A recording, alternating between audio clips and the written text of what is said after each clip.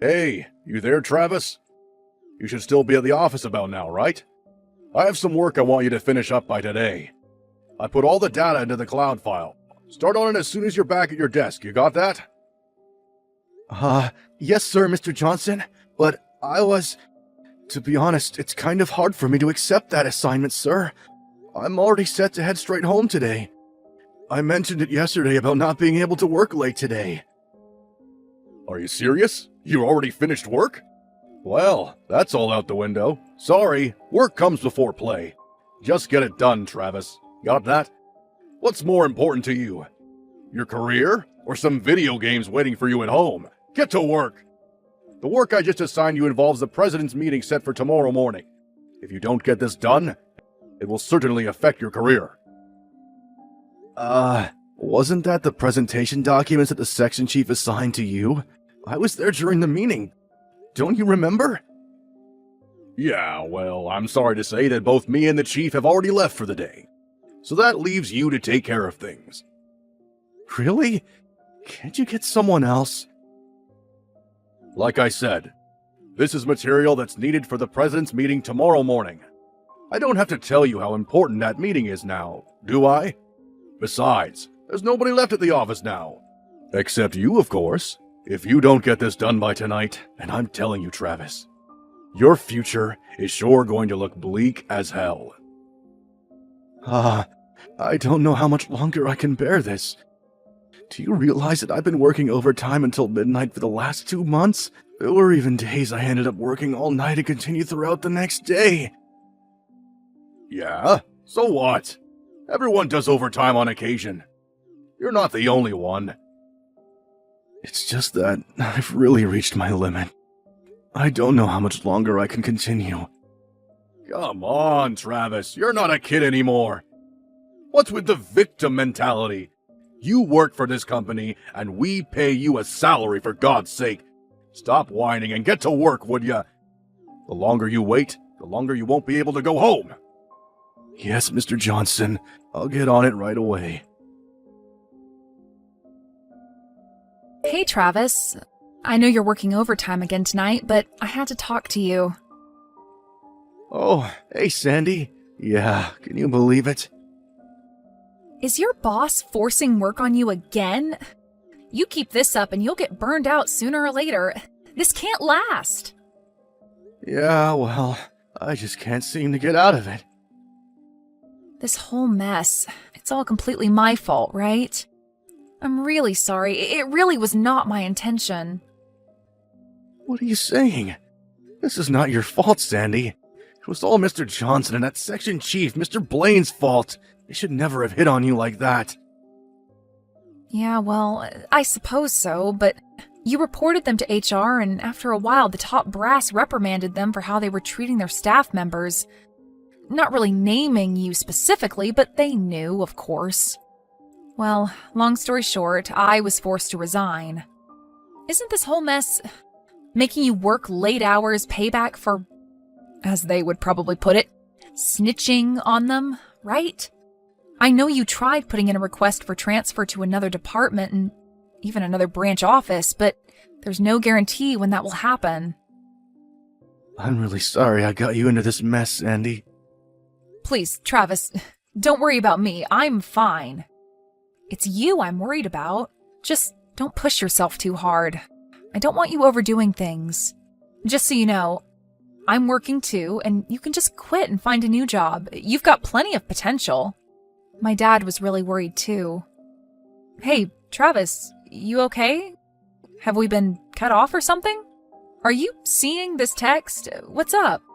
Are you there? Did something come up? Are you back working? Travis, answer me! Hey, Travis, you seeing this? I heard you were taken to the hospital. What the hell are you doing? You just dumped that work I assigned you. Those documents for the President's meeting today. Are you out of your mind? You really think this kind of scare tactic is gonna change anything? I mean, calling an ambulance while working overtime. Trying to highlight your ill treatment or something? Well, it isn't gonna work, buddy. According to the doctor, they say it's exhaustion. More like weakness, if you ask me. How can you become exhausted just for working a few nights of overtime? Stop your belly aching, Travis. You're such a fuss spot. Get a good night's sleep, and you'll be fine, for God's sake. It's my job as your immediate superior to discipline irresponsible employees like you. Show you how things are done around here. I'll stop by the hospital tomorrow morning with your laptop. If you don't want to get fired, I suggest you get to work, buddy. Hello, Mr. Johnston. It's been quite some time, hasn't it? Hasn't been long at all. Something wrong up there? You in the psych ward or something? We just talked at the office yesterday. This is Sandy, Travis's wife. You remember me, right? Say again? Sandy? Yes, I don't know your line address, so I'm replying to you on my husband's phone. I hope you don't mind. Sandy, I didn't expect to hear from you. You took me a bit off guard there. I didn't realize you were so impatient to talk to me. I don't blame you. So, I guess you thought it over and came to the conclusion that I was the better option, huh? Kinda late for that, but still. Aren't you a little worried of leaving a record of our intimate conversation on your husband's phone? Not worried of the consequence, huh? Which means... Would you stop forcing my husband to work every night? Huh? What are you talking about? I'm not forcing anybody to do anything. That ambulance? That was all my doing. I called them last night. You called them? Why'd you go and do that? I was conversing with him through line last night when it suddenly went dead. I couldn't get a response from him after that. I was extremely worried.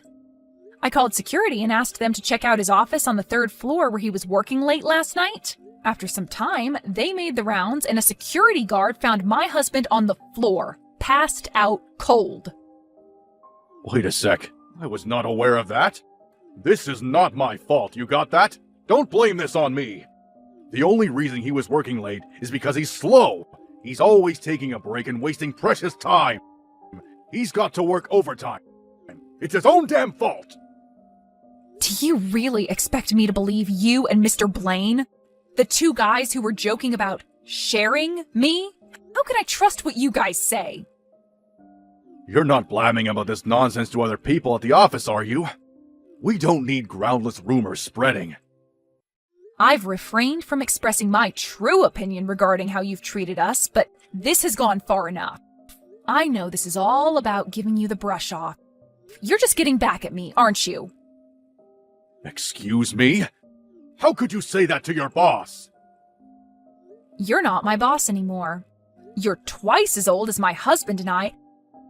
Don't you think it's a little cringeworthy for a middle-aged guy to be salivating after a young woman, a former staff member? You little ungrateful sneak! All I was trying to do was make office life easier for you, so you can do your job.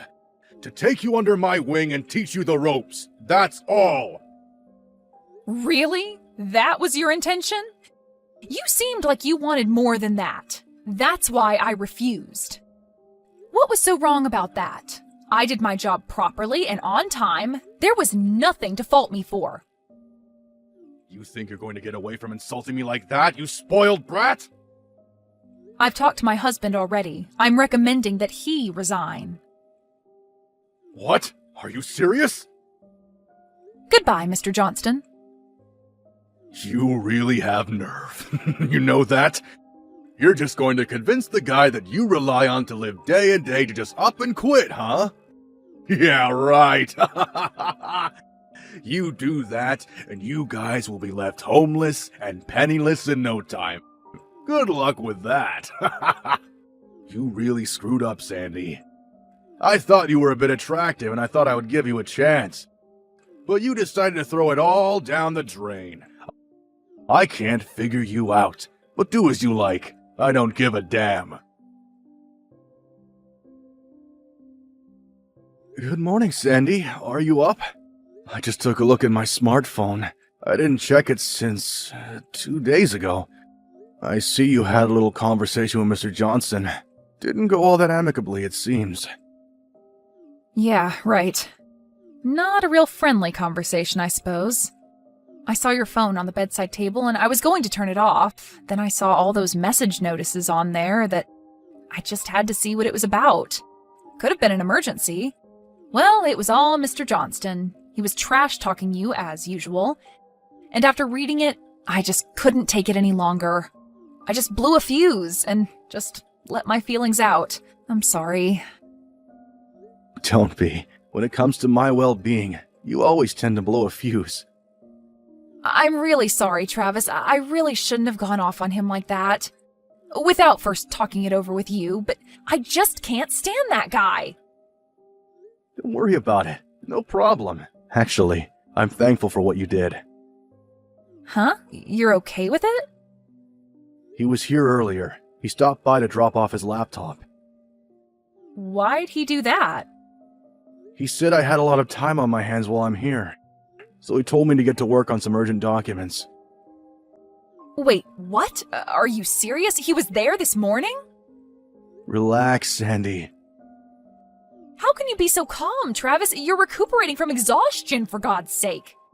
And he's making you work? That guy needs a little more talking to. Yeah, right. But all the same, relax. Because you told him off, he made the mistake of handing me some helpful materials for my payback plans. Huh? What's the laptop got to do with your paycheck plans? You'll find out soon enough. I know this is all hard on you. But give me a bit more time, would you? Yeah, okay. If you say so, Travis. I'll leave it to you. But just don't do anything rash. You got that? Yeah, I know. Thanks, Sandy. Hey, Travis, are you still faking that exhaustion charade? About that assignment I asked you to finish up. I thought I told you to complete that by morning. I was expecting it to be uploaded to the cloud file, but it's nowhere in sight. What's going on, buddy? I'm having a meeting in an hour. I need those files. Do your job, for Christ's sake. Good morning, Mr. Johnson. I went all the way to the hospital to drop off my laptop, and this is the thanks I get? You lazy bum! I'm sure you noticed, but I'm lying in a hospital bed right now. Yeah, I can see that.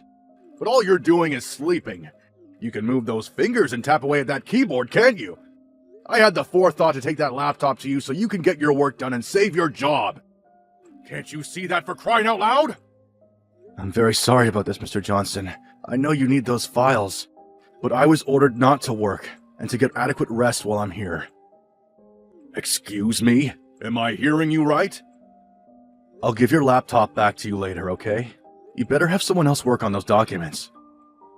What the hell are you even talking about?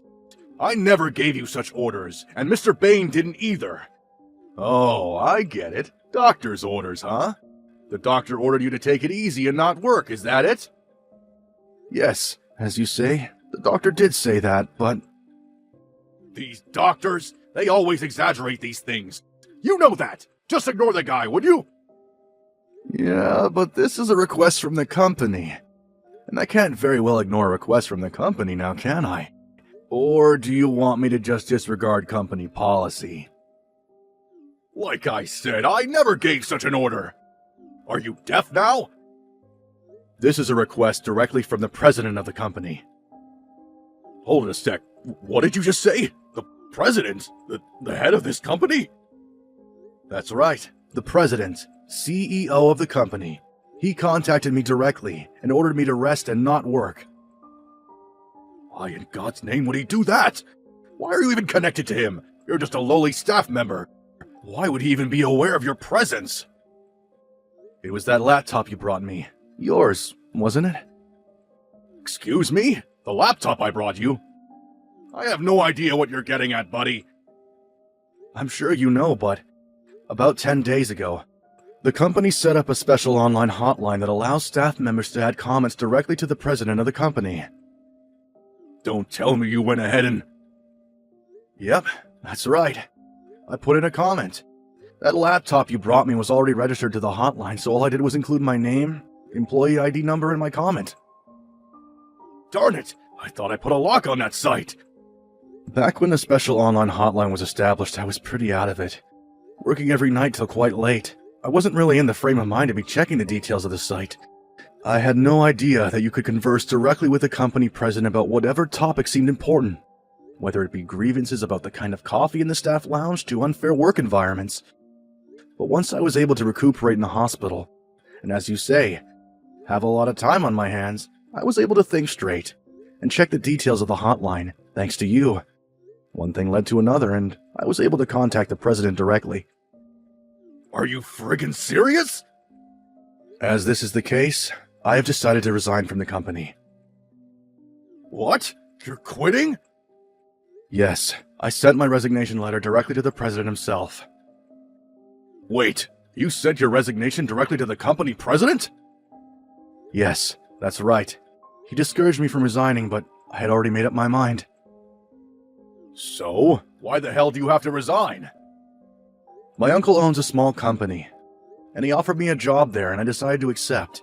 I decided on resigning and taking this new job, mostly because my wife urged me to do so, and the new job seemed a lot more interesting. Interesting? So this job you got now, it's not very interesting to you, huh?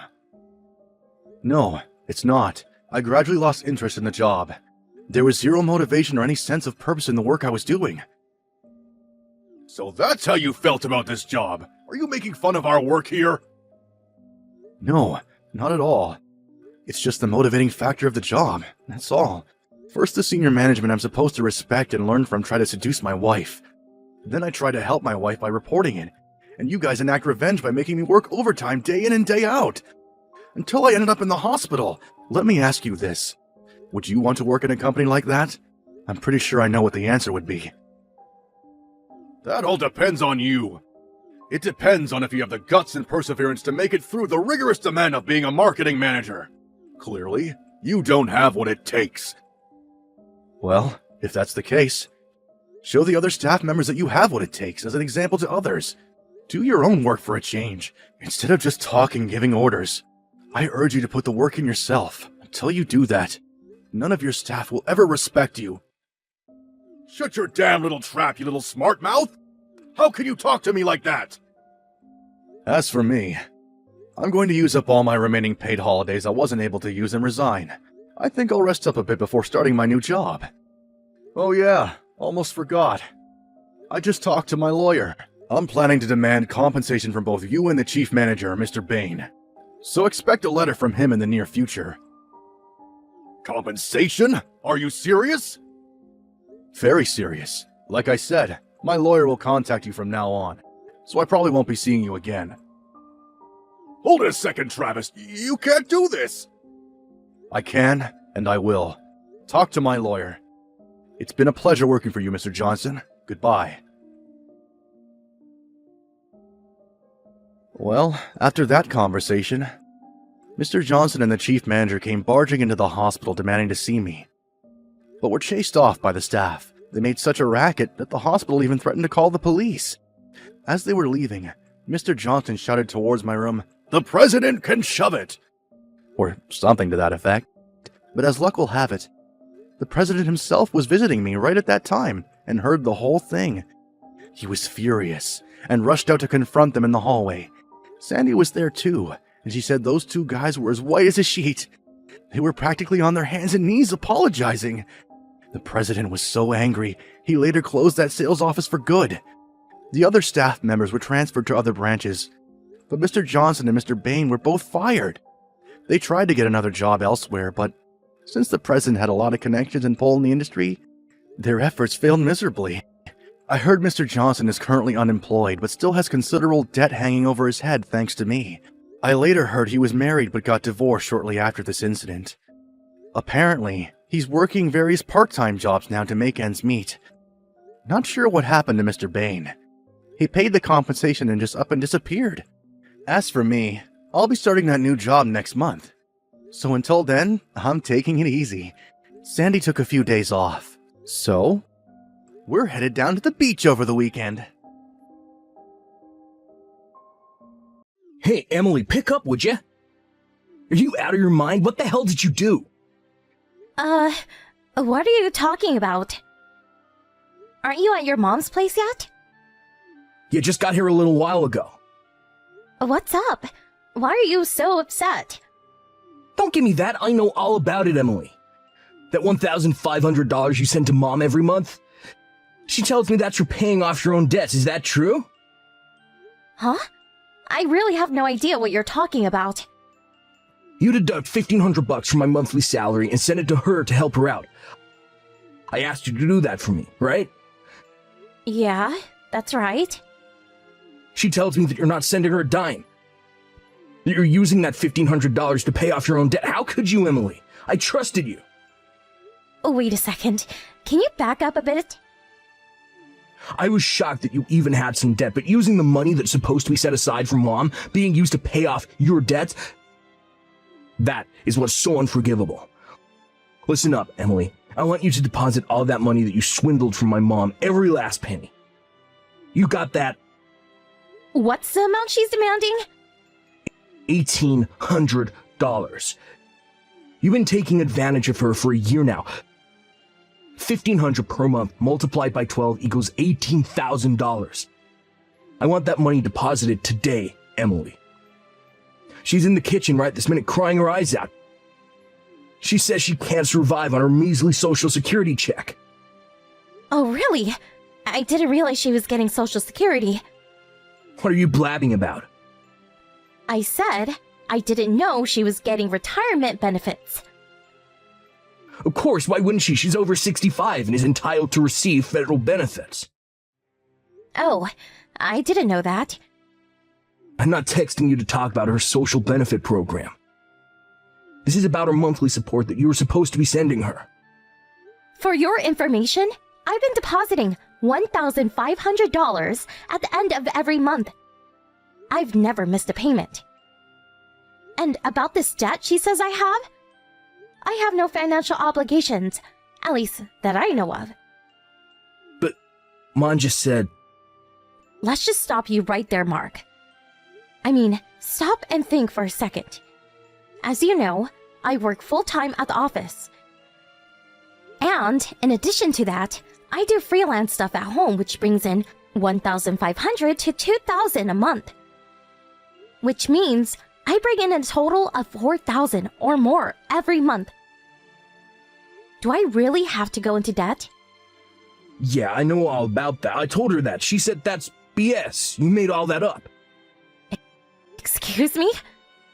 She's sure you haven't deposited a dime. You probably have huge debt way over what you bring in. That's what she said. And I believe Mom. She wouldn't lie to me. I can't believe this has been going on for a year. You really pulled the wool over my eyes. I always knew you had this mommy complex, but didn't realize it was so bad. Huh? I beg your pardon? You see me every day, for God's sake!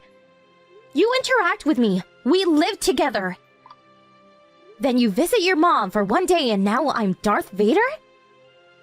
Your mom's always been pretty coercive. Coercive? How could you say that about my mom, Emily? Why don't you just ask to see her pink book? I'm sure this whole misunderstanding will be cleared up. That's Mom's personal stuff. I can't just look at it without her permission. Oh, yeah? Okay, if you say so. But I'll say it again. I have no debt, and I've been sending her $1,500 a month every month on the dot. End of story. No way you're gonna put one over on me again. This is going nowhere. Let's just chill out a little and talk about this later. I recommend that you take that time to get your act together. Hey, Mark. Are you serious? What's this? Divorce papers? Seriously? Oh yeah, sent those out yesterday. Got them all ready, huh? I'm sure you already looked them over. You do see my name down at the bottom next to the blank one, set aside for you, I take it. Yeah, I saw it. That's why I'm texting you.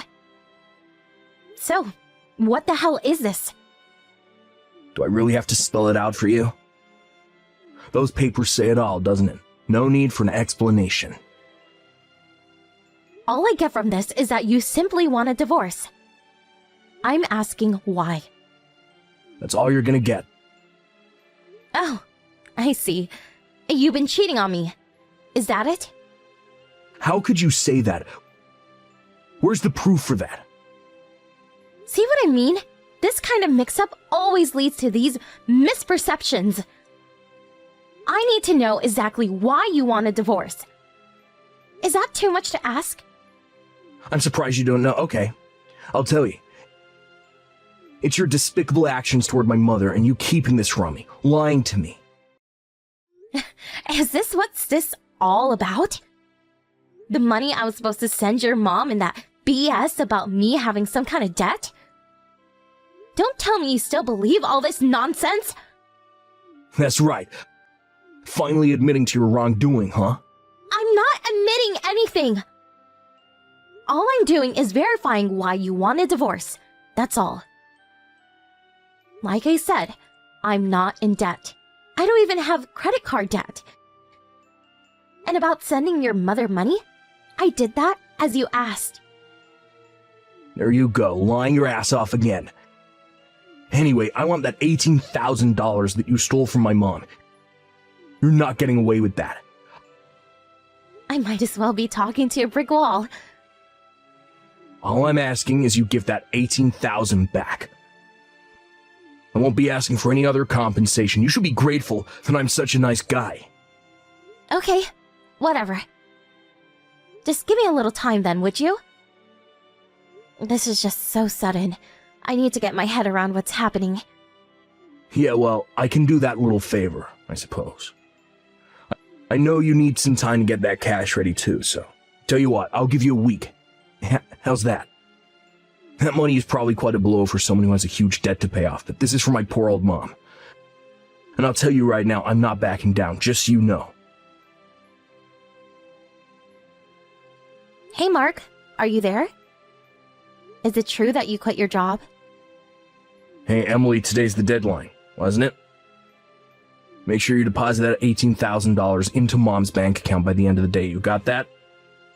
Before I do that, I need some answers. I haven't seen you in a while. You apparently haven't come home. Seems you packed all your stuff and moved out when I was at the office. Yeah, the condo's in your name, so when we split, I'm the one who has to move out. I took the initiative. I was worried about Mom living here all alone, too. Figured it would be an opportune time to come back home. Sooner the better, right? Is that why you quit your job? Yeah. They refused my request to move to another office nearby, and this 4-hour commute was really getting to me. Luckily, there's a job opening near my mom's place, so I'm gonna get a job there. You've been pretty busy, I see. Why do you even know about me quitting? Who told you? I haven't told anyone yet. It was a Thanksgiving weekend and you didn't come home. And I was just wondering where you had disappeared to. So I called your office to check if you were there. They told me you came to the office 2 or 3 days ago and submitted your resignation. They also told me you had a bunch of paid holidays left, and so you used that and quit early. Well, that's a relief. No hassle of having to explain everything to you. That's the story. Do you finally understand the strong devotion toward my mother? Devotion, huh? Sounds more like an abnormal obsession. Pardon me? There's another question I had. Are you going to continue paying that $1,500 to your mom out of your own pocket? Yeah, that's how it's gonna play out, I suppose. I wouldn't ask my ex-wife to pay it now, would I? I see. I just wanted to verify that. I'll submit the divorce papers by the end of the day. Oh yeah, great. Oh yeah, and have that $18,000 in the account by the end of the day. Got that? Goodbye, Mark. Emily, pick up, please. I need money, that $18,000. Are you still harping on about that? I've been sending your mom her money right on time every month. Until last month at least. Yeah, I understand. Pardon me? You know that bank account book that you returned to me after our divorce went through? I saw that the $1,500 was deposited into my mom's account every month. So, at long last, you see what I've been telling you. That you had no right to accuse me of stealing $18,000 from your mother. Yeah, right. It's just that Spit it out, for God's sake. it was Mom who was in debt. Wait a second. Your mom? In debt? Okay. Yeah, things seemed fishy, so I confronted Mom on it and she spilled the beans. When my dad died about 2 years ago, she was tricked into buying some fake art. A painting supposedly by some famous painter, sculpture by Picasso, or so she thought. And she traded in stock. In a mere 6 months, she ended up spending $50,000 and even accumulated a considerable debt. Wow, seriously? $50,000? Now that I think of it, Mom has always been over-trusting, gullible. When Dad was around, he acted as a barrier, prevented her from being hoodwinked, but with him gone. Now that I think of it, it was about a year ago that she started hounding me about not having enough to live on. So what you're telling me is that the $1,500 that I deposited into her account for the past year was to pay off her debt. Did I get that right? Yeah. Even with that, she was still struggling. So, what she came up with was to get us divorced, and after a while kick you out of that condo. Then she and I move in there. Her plan was to have me support her after that. I figured it would turn out to be something like this. So your mom was the perpetrator in this whole sordid mess. Yeah, I didn't. Getting us to divorce went without a hitch, but taking over my condo didn't go as planned, did it? You went ahead and moved out and went back home. In the bargain, you were out of a job. Well, I figured I could, Oh yeah, and your mom's social security? She didn't work long enough to be eligible. Maybe a few hundred a month, but nothing to write home about. What? Seriously? Yeah, I heard your mom talking about that a few years ago. That she never really worked, and had always been just a housewife. She said she wasn't expecting to get much. No way, for real? I was hoping she'd support me until I landed that new job. That means I got zero income. Huh? I thought you already landed that job? You seemed pretty confident about it last time we talked. I did have it in the back, at least I thought so. My old high school buddy started this company. I figured it would be local, but actually it's in New York. You mean like New York? As in New York City? Yeah, so we're struggling here. I can't just move to New York. I don't even know if I got the job, and even if I did, what do I do with Mom? I can't leave her here to fend for herself. Sounds like you got your back against the wall, Mark.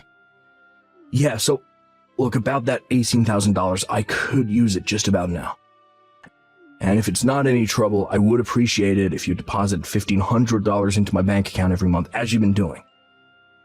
Sorry, I'm gonna pass on that. What? What are you saying? Your husband is in trouble here. The least you can do is help me out. You're forgetting one thing, Mark. I already submitted the divorce papers. You already? Yep, we're no longer husband and wife. Sorry. No, wait, you can't be serious, Emily. I am definitely serious. Goodbye, Mark.